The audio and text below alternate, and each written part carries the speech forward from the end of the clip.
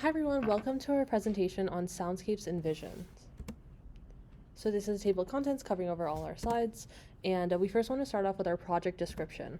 So the key idea of our project is that, first of all, it allows a user to enter any world they can imagine. They enter a prompt, and they're suddenly put into that world with a whole bunch of images and voice description describing what they're seeing. The character joins you in your journey and narrates each scene as you journey through the whole world with them. Instead of having traditional static maps, we replace them with vivid detailed imagery, which really makes the game really exciting and allows endless exploration since the world constantly generates new scenes as the user explores more and more.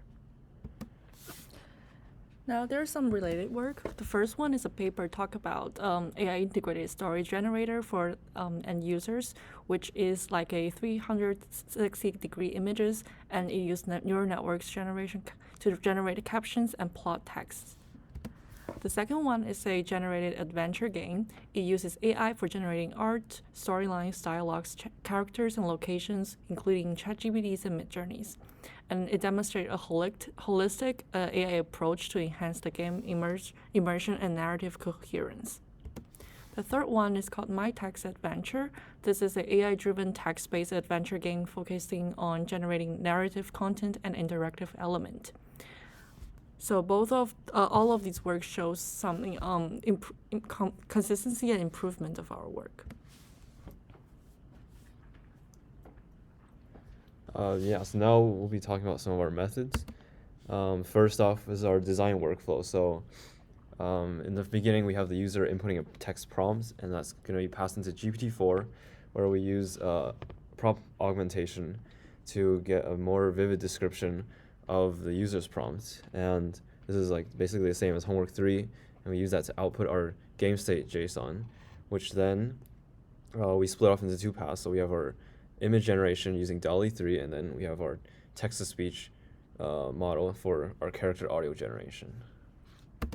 Regarding the UI, we basically use Pygame, and what we first do is when you start the game, you're able to enter a prompt description in this window right here, and you can enter any kind of world that you want to be in, and we'll get into that later. And I'll show you in a second, but we basically divide each image into 3 different regions: the top left, the top right, and the bottom. The top 2 quadrants will bring you to a new location, while the bottom will take you to a previous location. So here's an example of that. This prompt is an icy fantasy world with giant fire-breathing trolls. And you can see when the user clicks on the top left of the screen where the ice princess is, you'll go to the icy palace. And then if you go on the other side of the top, you'll go to the troll's trail. And then if you click at the very bottom, you'll go backwards. Here's another example. You can see this is Beverage World, and you have between Fistopia Fairgrounds and Red Bull Rapids. And this allows you to go anywhere you want based on the images themselves. Yeah, so here's like a general overview of some of our AI methods. As I said before, the character and scene generation, this is all just using the user's prompts and prompt augmentation to generate a game state. And this is very similar to our game structure in Action Castle. There is few problems when generating our game states. For example, like some of the fields are missing, and to combat this problem, we kind of just regenerate until all the fields are there. And we also had an interesting problem where the dialogue for the characters wasn't generating correctly. It would just return the prompt itself, and we also just added a simple check to make sure the dialogue for the character was generated. And also, each scene generates the connections as well. So you have the east and the west, which correspond to left, right, or right, left. And then we move on to the image generation. So we're using DALL-E 3 to generate high-quality images. This is prompted using the location description, and we played around with some of the prompt engineering. So in order to make sure that we get consistent images, we use a seed 42 specified in the prompt, and we also make sure to suggest the connections to the east and the west sections. And some of the problems we encountered were generating images within the words. It just looks really weird, as you can see up here, and we have uneven splits of the image. So you can see this ship is split into 3 different sections when it should only be like 2. And then lastly, we also have audio generation. So whenever a character, whenever you move to a new scene, the character will talk. And we're using OpenAI's text-to-speech, which is only limited to 6 different voices. And we choose the different voices just by using a simple decision tree of using the character's age and gender. So for the data part, we're actually not try with our homework 3 pre-trained model, which is trained on a lot of augmented and synthetic data. But for generating storyline, it doesn't perform really differently from with the original model. So we stick with the original model. Now moving on to human evaluation, we have 3 different evaluation metrics. The first is usability metrics, which is chosen to evaluate user navigation, interaction, ease, aiding and understanding of UI friendliness. We also want to measure gameplay as well as user satisfaction. We have both quantitative and qualitative metrics, but we'll focus on the qualitative ones because they were the most insightful for guiding our future work. So our top positive review was that the images were whimsical and fun, the audio matched the theme perfectly well, it was somewhat ethereal, watery, and otherworldly. We thought this was a great review to highlight because we spent a lot of time in our prompt engineering in order to accomplish this. And then the top critical review was that we should pre-generate 1 or the 2 next layers to reduce the bottleneck of image generation, and we agree that this would be a significant improvement to the workflow.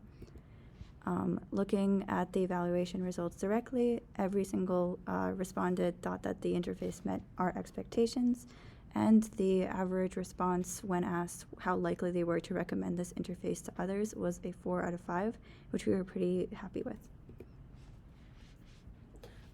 Looking next at results, we want to show a demo of our project.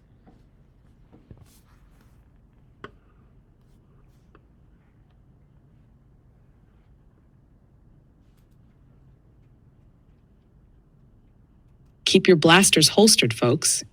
No trouble in my establishment, or you'll answer to me.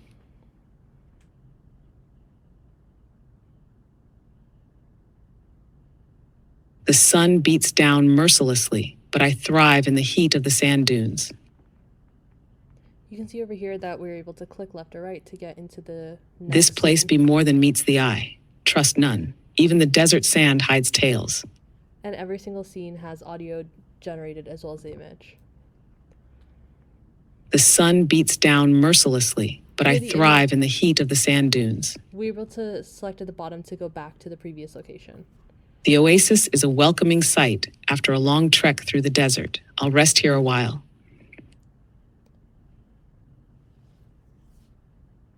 We're able to move over to see our next options. Go left to sandstones, caves, or go right. The darkness hides more than treasures. It guards forgotten truths, ready for a dive or a firefight. And once again, we can see our various options, and we have go back or go left. In the dim light, shadows dance around. Whispers of deals cut through the air. I keep watch. And we've selected go right over here. The desert heat's got nothing on the shady deals here. Always alert, can't let my guard down. Every scene is an entirely new location, linked to the previous one, so we're able to traverse through this whole new world, but remember where our previous locations were.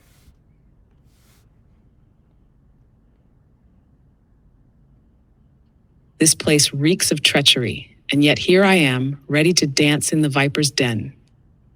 And we can see that we have a somewhat consistent character each time that we're trying to keep. Next, we have a second walkthrough that goes through the Cola world. We enter a description, put me in the world of beverages. I want there to be the caves of cola.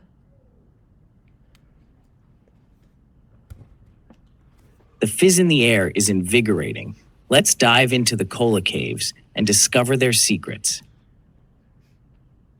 So once again, we have the various options. We can see that again.